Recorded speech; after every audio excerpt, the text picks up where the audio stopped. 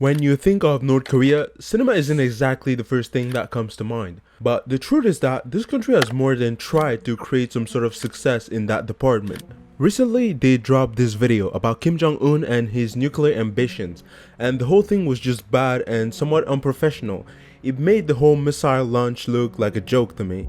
But I think it's still somewhat interesting to see the way the country's cinema industry goes, even with its current political and economical situations.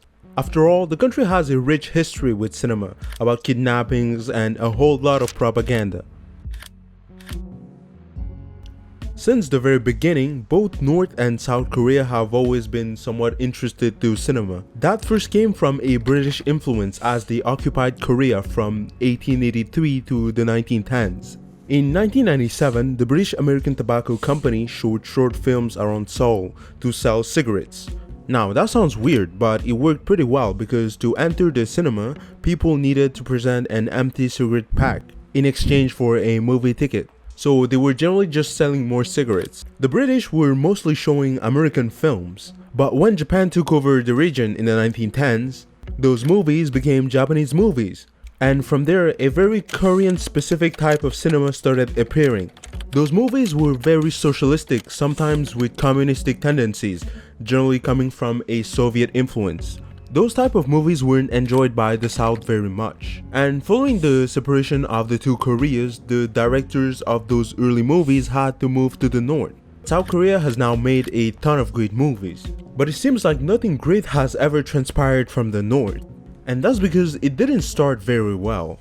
When Kim Il-sung came to power, his vision of cinema was narrowed down to one thing: propaganda. No matter what type of movie it was, there was place for more propaganda. The movies produced under his regime were just boring. They couldn't include violence or any other political view other than communism. They resembled Soviet Union movies, just trying to show a perfect life with no conflict. In fact, they were mostly made as a guide for the population and to teach them the greatness of communism. But after Kim Jong-il took the power in 1994, he had a very different vision of cinema.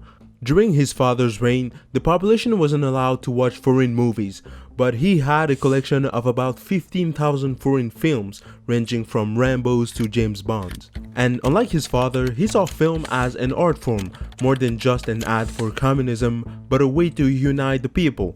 I mean, he even wrote a complete manifesto on cinema. He wanted North Korea to slightly move away from all the propaganda and to create something that would have a chance to win at a movie festival. But the way he chose to address this problem was very unexpected. He authorized the kidnapping of a South Korean director and his wife.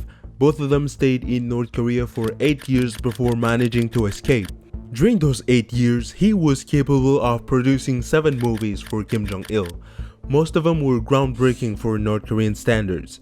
And by that I mean there was less propaganda and actually interesting stories. Out of those 7 movies, the one that gained the most attention was Pulgasari. Its best description would be something like a decent Godzilla knockoff. I mean, it's 5.2 stars on IMDb, which is bad, but I guess in this case it's kinda decent. Now Kim Jong-un's part of the story is pretty simple compared to his father's.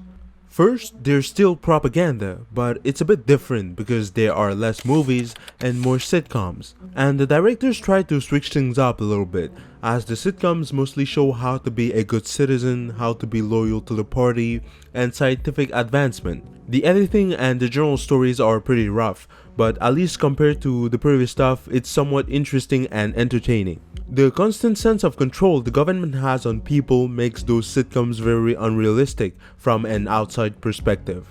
And that contributes to makes the experience even worse for us. But we're not the target audience, so I guess in the end it doesn't really matter that much. So thanks for watching and consider subscribing.